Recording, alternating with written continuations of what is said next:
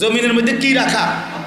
তাহলে কপাল আল্লাহ বানাইছেনই সেজদার জন্য, সেজদার জন্য, বাতের জন্য, দুনিয়াবি বিষয়ের জন্য, দুনিয়াবি বিষয়ের জন্য। দুনিয়ার খাদ্য খাবার বন্ধু আল্লাহ তাআলা এমনিই খাওয়া, এমনিই খাওয়া।